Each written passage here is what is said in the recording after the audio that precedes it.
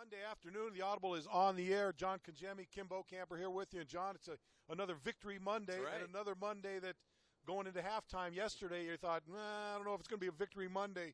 But some way, somehow, this football team does it again for another week, comes back down 14, comes back and puts the points on the board, comes away with a win. And I don't know what you want to call them, the comeback kids, the cardiac kids, whatever. But, I said this when we were doing the postgame show yesterday. The first thing I said is, I can almost hear Adam Gase right now. That's why you play 60 minutes, right? That's right. And it's exciting. It's to the point now where you almost expect it, which is kind of sad in a certain way, because you don't want to go through games waiting for the second half because you know there's going to be certain games it just doesn't happen.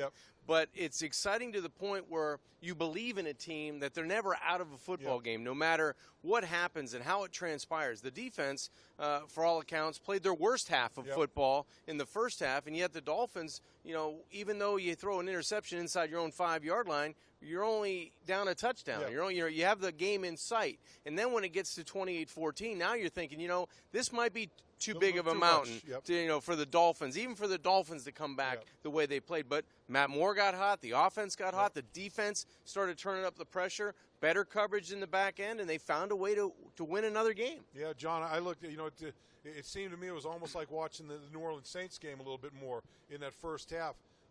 And I think that's something certainly this football team needs to work on going forward on the defensive side of the football. Like you said, played a great second half. They got the one touchdown, and that touchdown came after the Matt Moore interception. They had 14 points off interception, off turnover. So 14 points there, but at 14-28, you're wondering what's going on here. And you'd watch the football team from the opening play throw screen after screen after screen, and just seemed like every time they threw a screen pass, John, it went for 18, 15, 12, 20. and just gashing you with big yards. And I think that's pretty much how they got down the field for their first touchdown. Well, Bo, they had 5 plays in the first half over 20 yards, and a lot of those were the screen plays. And they were able to get explosive plays against the Dolphin defense, which hasn't given up a whole lot of those. But they were getting them through scheme. I thought the Jets came out with a great scheme. 5 plays, they go right down the field. Lo and behold, the Miami Dolphins go 5 plays and answer the touchdown, which is a great sign for me, thinking the Dolphins are going to be in this football game. They're going to have some punch back early in the game with their offense.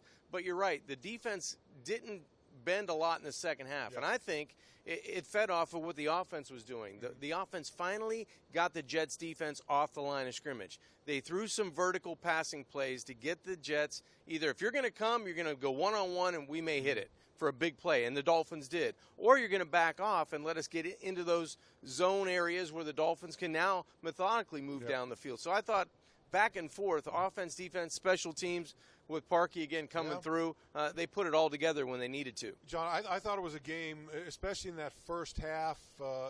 I thought it was a game, and you can look at both offensive coordinators, Adam Gase and their offensive coordinator on the other side, and say, man, these guys are calling a pretty darn good game. That's right. You knew for the Jets, the Dolphins were going to be coming with pressure, coming in, wanting to put pressure on McCown and not give him time. So that's fine. You guys want to pressure. Running back screen, tight end screen. There, just toss it out there, let them run down the field. And all the defensive linemen were behind the play. So now you just got the secondary and some of the linebackers back there. I thought that was a brilliant strategy by the Jets going in, and then the Dolphins came out. And you come out with Cutler, you roll him out, you hit the tight end for a big gainer, and that starts your play calling. And then I thought there was a lot of great play calling in that football game from Adam Gase and what he did throughout in execution. But again, took the offense a little while to get ahead. But as you said, they score that first trip down.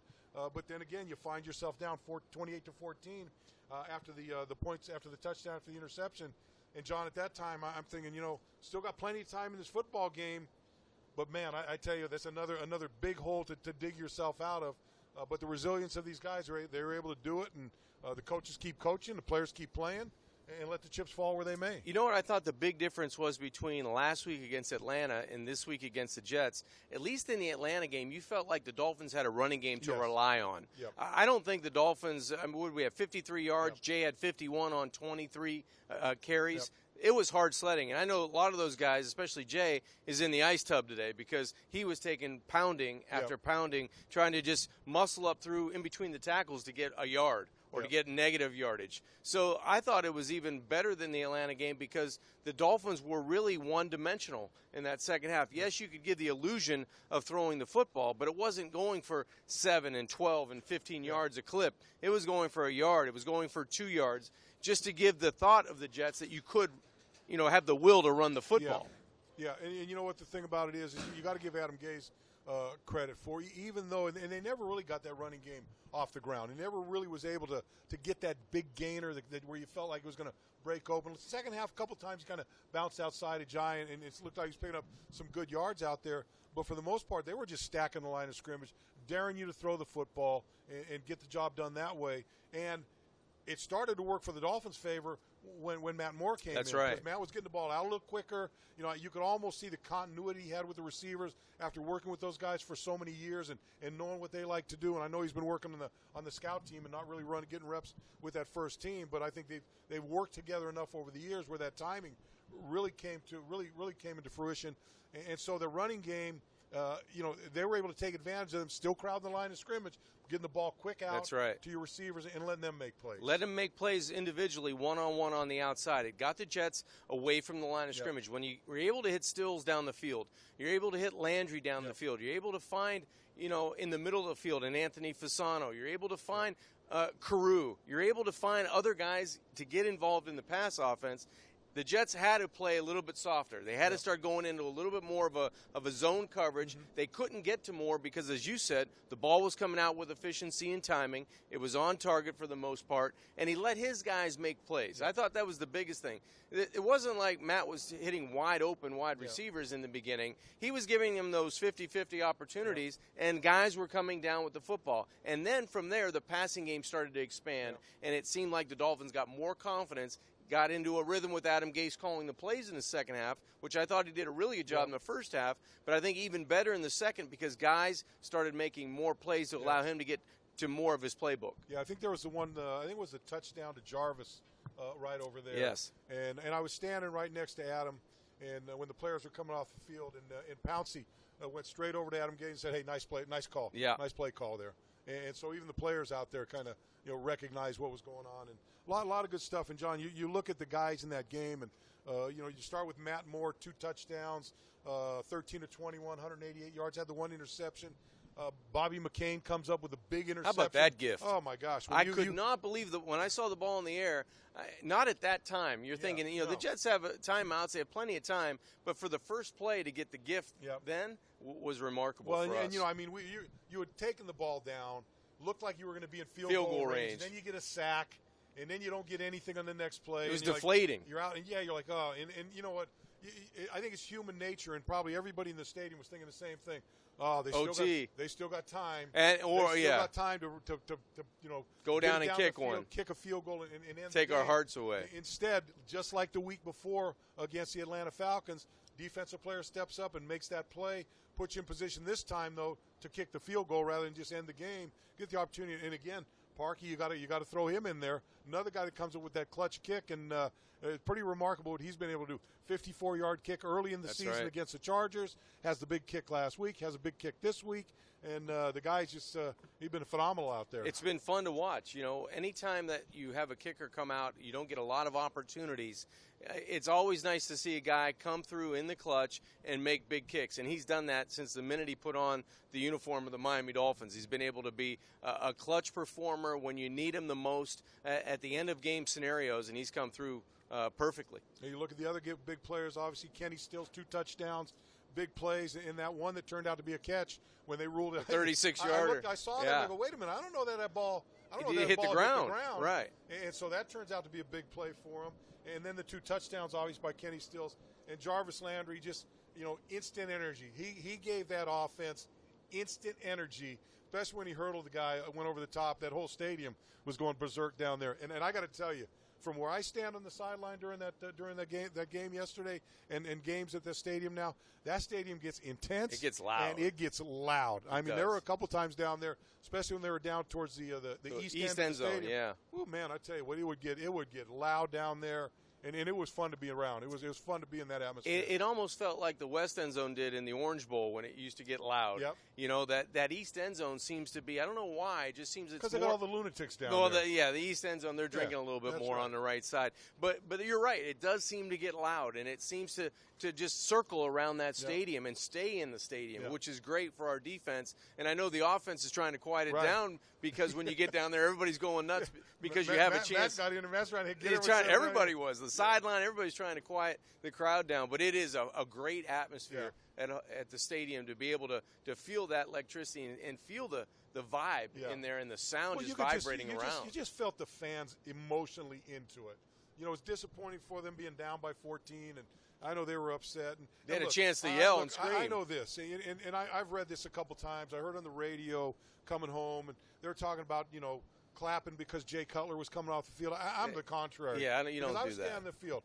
I don't think anybody started clapping until Matt ran on the field. Right. So to me, that was more of a, hey, Matt's in. Right. We got confidence in Matt. So I tend not to believe that the people were. Well, it depends on what shade you got on, right? Because of Jay Cutler coming out. It's whatever angle you want to perceive, I guess. And I would think the sportsman right way to go about it is they're cheering because they've been cheering for him for a couple weeks now, for whether you agree with it or disagree with it. He finally got his opportunity, and the backup quarterback's going to be the most popular guy on your team anyway when you're struggling. So you don't boo a guy that's getting hurt. You're booing a guy to give him some confidence to go out and make some plays. Not only that, whether it was Ryan Tannehill when he went down doesn't matter in whoever New York when Matt came in and took him down and scored a touchdown when he was hurt, right, or whether it was last year when Tannehill went down and Matt. These fans are used to seeing Matt Moore come in and being a bit of a savior for them. And so to me, I tend to believe that noise was coming about more from that standpoint than applause because Jay Cutler was going. I just lead to believe that our fans are. I do too, Bo. And I thought it was pretty cool too because, you know, on a day that you're honoring the perfect season and the undefeated team, you know, he pulled the Earl Morrall coming off the bench. No better example. And coming out and getting a win. You know, no better example of a guy coming off the bench than Earl Morrall. While you got all the 72-0 guy or the 17, I just thought that was cool. Team there. Yeah, no doubt about it. Hey, let's get to some questions. El Chapo Jr. always in the game. Hey, John, how tough is it to come in as a backup quarterback during the game? I would add to that, especially in a game when you're down 14 points in the middle of the third quarter. It's a little bit easier when you have a lead because you're trying to replicate what got you there. Yes. When you're coming off the bench, and I've done it many a times where you're down, you try not to do too much too soon. You can't throw a 14-point touchdown. You know, that one doesn't exist. So you have to kind of go through and make sure you're just even-keeled and take what's there, but still try to change up some things to make a difference in the game. And I think that's the biggest thing that Matt did. The timing in the pass offense was different. His opportunities of taking shots down the field earlier with the ball leaving the pocket sooner, and him being able to be in positions in the pocket where the offensive line could protect a little bit better. I think those were the biggest three things. He was able to get his playmakers involved, give them chances to make plays, and the timing in the pass offense, I thought he was able to find a way to harness it and make it work for him. Yeah, and the other thing coming in, I guess it was his second series because he came in after Matt got hurt, Cutler got hurt and then they punted that series. But his first full series throws the interception, and give him a lot of credit for just letting it run off his back and going out and start throwing the ball around the ballpark and getting some points. Well, on the board. You know what, Bo? If you're Matt Moore, you can't look over your shoulder and say, who's next? He was the only guy that was coming into play. I think Marquise Gray was. Yeah, exactly. Gray was, they're going to Wildcat again. So, you know, you have to let that just kind of roll off your back and say, I might throw three of them, but I'm going to go down swinging. I wonder if Adam Gase said to him, Matt, you're going in, but you can't get hurt. You can't come out. No matter what. You're in there. If we got to put tape and duct tape and barbed wire on you, you're going to have it. Black Man game. Do you have Timmons and Malaluga returning next year? Well, I think Timmons for sure. Definitely coming back next year. Malaluga, if he's playing the way he's playing now, I would love to see him come back. That big physical guy. Now, having said that, you're hoping to get Raekwon McMillan back, and he would be the guy. But as far as the way they've played, I would love to see those two guys back next year. Well, look what they've done to this defense. This defense does not have a physical presence in the middle of the field without Ray Malaluga. I'm just sorry. That's the way he plays. He's downhill. He's nasty against opposing guards. He blows them up. He finds a way to get to the football. And Timmons goes sideline to sideline. I mean, there's absolutely no resemblance of last year's linebacking core to this year's linebacking core. So I would say yes to both of them, even with a healthy Raekwon McMillan coming back, because you've got your starter, but you've got your bulldozer as well. You're going to do a lot of different things with those. You bring McMillan into that mix, and it gives you a lot of different flexibility things you can do. But the other thing I like about those two guys, I like the division they came from. Yeah. They're coming from that AFC Central where black and blue. It's black bruised. And blue. Yeah. It's always tough physical games, and you look at those guys. Their trademark, their whole career has been tough downhill play, and I think that's exactly what they need. So if they're available to come back next year, absolutely. Facebook, Greg Reed, how is this team able to win so many close games? John, it's nothing new for this team. First of all, I would say this: look around the league. A lot of look close at all games. the games around the league. I mean, it seems I would say. What do they play right now with the bye weeks? What do they play? 14 games a week? Yeah. About 14 games a week. I would say out of 14 games a week, at least 10 of those games are touchdown? Probably going to be within 3 points or a touchdown or less. I think so. I think the Dolphins have become accustomed to playing these types of games. You have to feel comfortable being in uncomfortable situations. And I think the Dolphins feel very comfortable either being down in the second half or being in a touchdown game or a field goal game, because they feel that they have the grit, they have the toughness. They will find a way to get themselves in position to win or lose at the end. So I think they feel comfortable in those situations. This, to me, what they're doing this year is just an extension of what they did all year last year. Because every game. How many in a row is it, Bo, now? Like 11 or 12 or 13, something like that? 11 or 12 games they played where the Dolphins have won when it's been a 7-point game or less. Which is pretty remarkable. I mean, you would think at some point it's just not going to – the ball's going to bounce the other way, but they're able to do it. And, John, the other thing is, for all that this team has been through, for all the travel, for everything that's gone on surrounding this football team, and I can't think of a football team ever in the National Football League that through the first month and a half of the season have gone through more than this football team. And when you look at it, they're 4-2. It's pretty hard. 4-2 football team. It's pretty hard to think of the scenarios that this team went through, and then say, are you going to have success after those types of things happen to you on the field and off the field? I would say no. I'd say you flip the numbers around, and you're probably looking for more excuses to say, well, we're 4-2 because, or we're 2-4 because of this. But you're finding a team that can be resilient, and they're 4-2 for a reason. This is, I believe, and I said it before the season, and that was with Ryan Tannehill on the roster, on the active roster, that I thought this team probably had the best semblance of talent on this year's roster than they have in 8 years, in 10 years. And I still believe that with all the adjustments they've had to make. And, you still have guys that have to come back with Ted Larson, hopefully coming back and being able to be a big part of that offensive line. You still have guys that are going to contribute. Well, let's not forget about 2 weeks you got TJ McDonald coming back on the roster. And what is that going to make? What's that going to mean to this defense? Enormous. It's enormous for this defense. How much does he mean? Well, they knew he was suspended for 8 games. He played in 2 preseason games, and they extended his contract. That's right. What does that tell you? That's right. He's a heck of a football player. And, Nate's done a good job in there, but you just have another body that you're going to plug in alongside a Pro Bowler, and you're going to be able to be physical no matter who's close to the line of scrimmage and who can make plays in the back end. To answer the question, when you talked about it, how they're able to win so many close games, they believe they're going to win the games. I think so. And sometimes belief is half the battle. Diana Fahmy, Bo, what do you think of the short week? I think a quick turnaround is good to continue the momentum.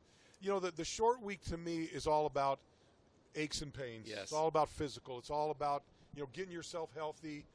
It's not about game plans because they're going to have about the same amount of time, although they had to travel back from a game last night from Minnesota. The Dolphins have to travel up to Baltimore on Wednesday. It's a very, very short week for this football team. And again, it's more about getting your body as close to normal as you possible.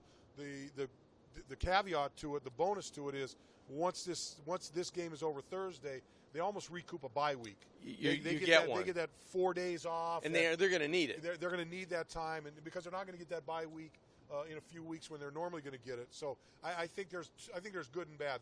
Obviously, the short week is bad, but the time off afterwards to me is always a bonus when you play a Thursday game. And, Bo, they played such a physical game against the Jets. I mean, that was a hard-hitting, downhill game. I think it's more about a mindset. You know you're going to have this game coming up.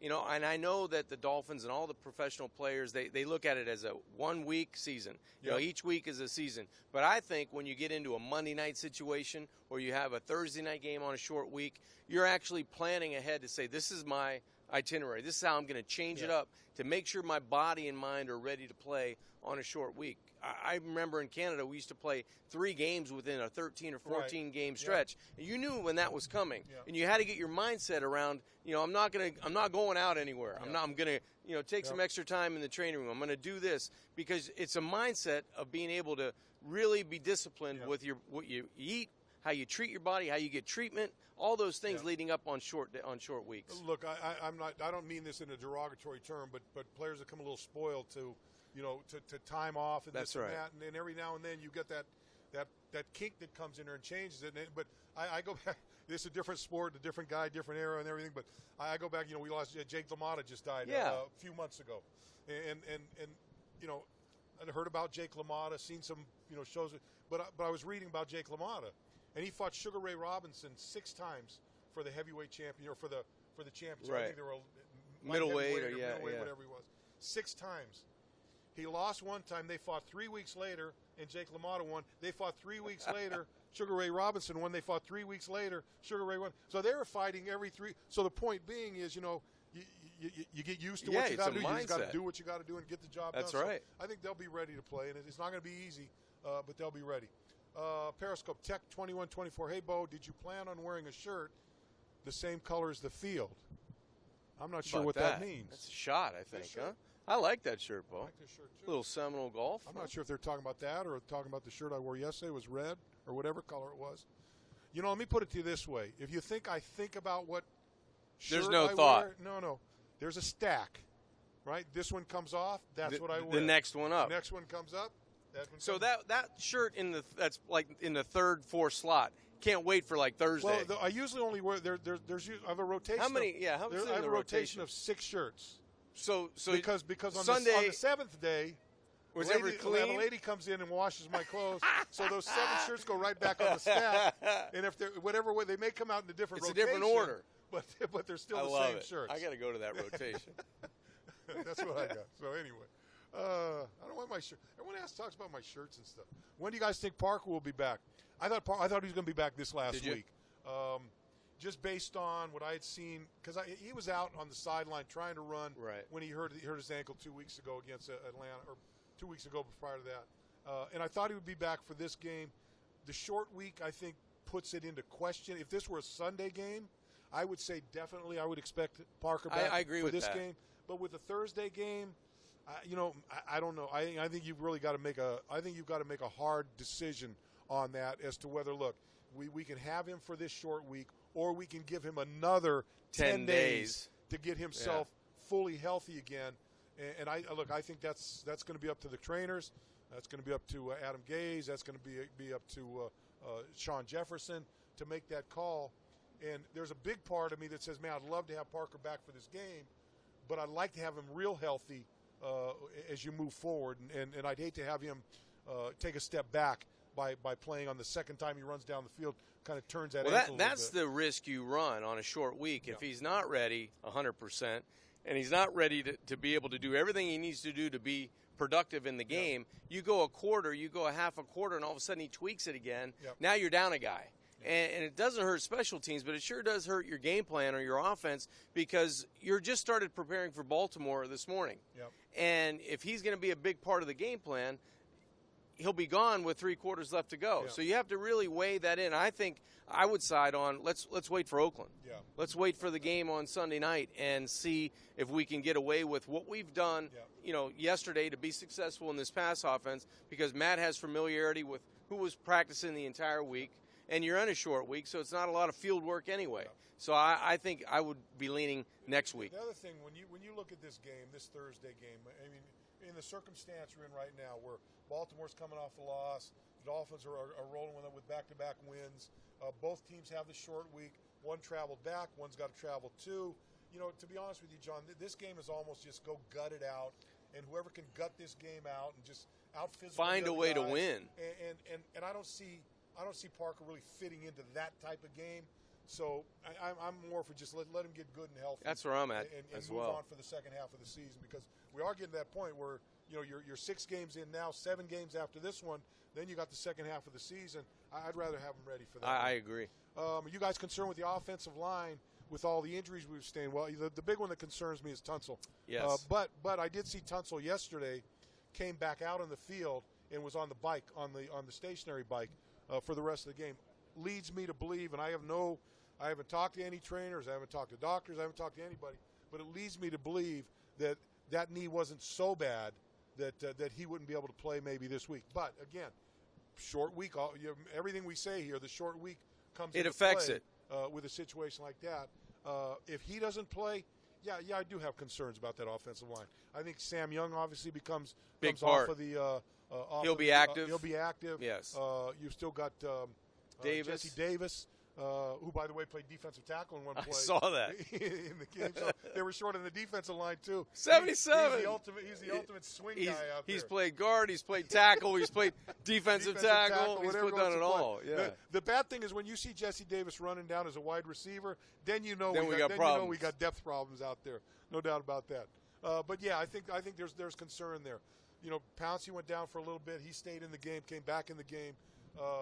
But yeah, I think it's a concern. It can be a concern because it's got to be a concern if you're watching that. What do you guys think we were able to?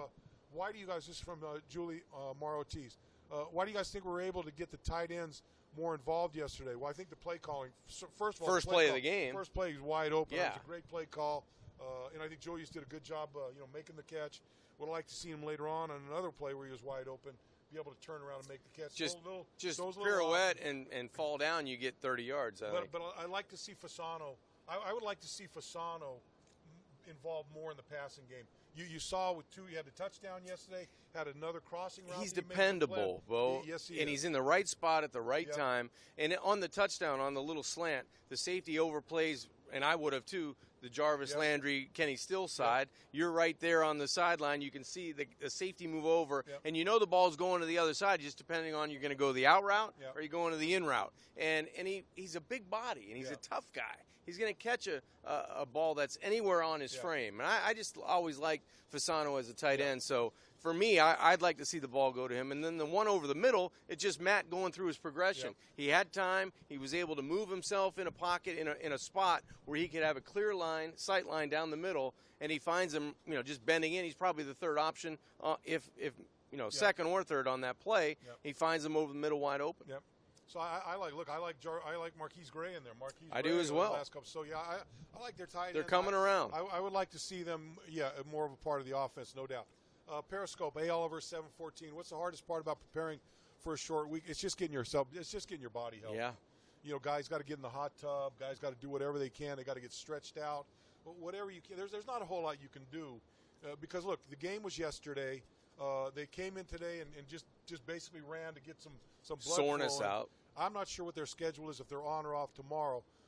Whatever they're doing tomorrow, they got to stay off their feet as much as they can between tomorrow. Wednesday, you got to get on the plane at noontime or 1 o'clock. So there's really not a whole lot you can do other than stay off your feet. If you need treatment, get treatment. Do all those things. And this is just about going out and gutting it out through the game. It's not about feeling sorry for yourself, that's for sure. This is one of those games where you have to find a way to win. And if you're looking down the rest of the schedule, I think before the season, we're thinking, the Dolphins don't match up very well against Baltimore. Well, I think now they do. Yeah. I think they're not getting the same Baltimore team that we've seen in the past. They've been a tough matchup on the Dolphins for the last 8-10 years. Exactly. Yeah, easy. So I just think that there's a different mentality maybe going into this game now to say, that's not the team we thought we would face. Right. And the Dolphins coming off 3 victories in a row, oddly enough, all in the same scenario, but yet different in their own respects. Got to believe they have more confidence going into this game. Even though you're traveling on a short week, you got to feel like if we play our game, this is a game we should win. Yep. Periscope question, Duke Dennis. Bo, you gave Bobby McCain good luck by having him on the show last week. I hope we did. If that's the case, I hope, John, you may have to run out there and back up Matt Moore and throw us a couple touchdowns. We're in bad shape, Bo, if we have to do that. I hope Bobby McCain's circling the bubble here somewhere. The guy that does the interview with me on Monday is going to be the star of the game on Sunday. You better suit up for Thursday. If I can help from the studio down at Channel 4, I will any way I can. That may be the longest pass you've ever thrown. Right. 850 miles or however far. I don't even know how far it is. It's a long way. All I know all I know about getting up to Baltimore, I want to get some crabs. That's all I want. That's right, man. That's all I want to know. You played in Baltimore, yeah. right? CFL. Yeah, that was for one the year. CFL, Actually, there were 2 years there, and that was a great spot for us. It is a great spot. Because they were so starved for football. Yeah, they brought the Baltimore Colts band back. They brought everybody. We had about 50,000 people in Old Memorial Stadium, which was nothing to write home about, but it was a pretty cool experience going up and great fans up there. I played the first 7 years of my career at Memorial That's Stadium. right. It was a dynamite. It was a beautiful spot. It was gorgeous. There was the one end zone where they had the dugout, and they had to put the plywood there. Yeah, you'd walk right up to the dugout. Larry Gordon went to tip a ball in the end zone, got his fingers on the ball, and then was stumbling and went went head first into the plywood into that dugout over there. All right, last one here. Reverse Spider-Man. I think is that something dirty? I don't know. I'm not sure. Just saying. I think William Hayes was an absolute steal. Think we'll resign him? I would absolutely think so. I didn't even realize. I guess he took a year off his contract when he came over here. I guess. This thing? I don't know about that. Yeah, I don't know. I thought he had a 2-year deal. But look, if you're going to base it just on how he's played and the impact he's made, hell, I'd sign the guy for another 3 or 4 years. Not an old guy. Not at all. You know? Hey, both of those guys, Timmons and Hayes, have been great additions to the defense, and I can't see either one of those guys being not on this football team in the foreseeable future. Absolutely not. And he's going to get a lot more play because Andre Branch had the groin right. last week. Probably going to be tough for him to get ready and play at this game. It's another one of those injuries in a short week. You don't want to have him go out and restrain that thing.